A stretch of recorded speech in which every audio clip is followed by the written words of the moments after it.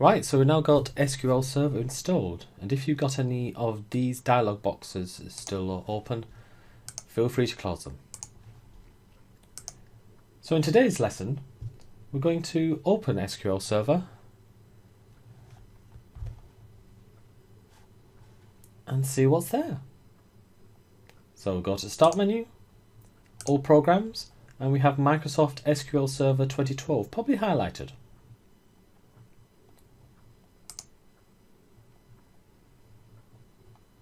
Now this is the important one, SSMS, SQL Server Management Studio.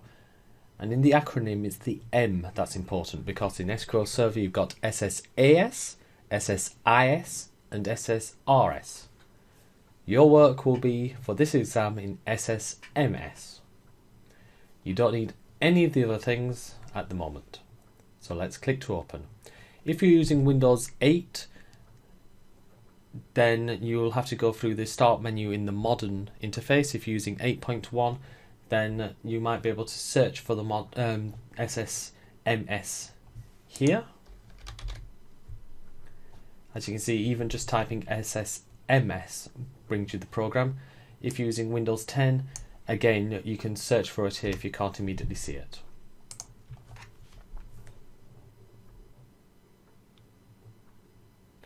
So loading user settings, so these are settings that were created by default. And here we have the Connect to Server dialog box. Now the server is actually installed on your computer. So you're connecting to your own computer. So we have here the name of my computer, and we have the instance of it, which we installed by default. We're using Windows authentication. That just means is very standard authentication. It's the user that you are in. So if you are a different user trying to get into a database that you set up, that might not work. Let's click Connect. And now we are in Microsoft's SSMS. So to close it, we just close the button and it's all gone. And we can open it up again, SSMS. Doesn't need to install user settings for the first time because we've already done that.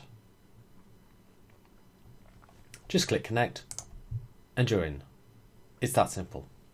In the next video, we'll have a look around SSMS and see some of the important things.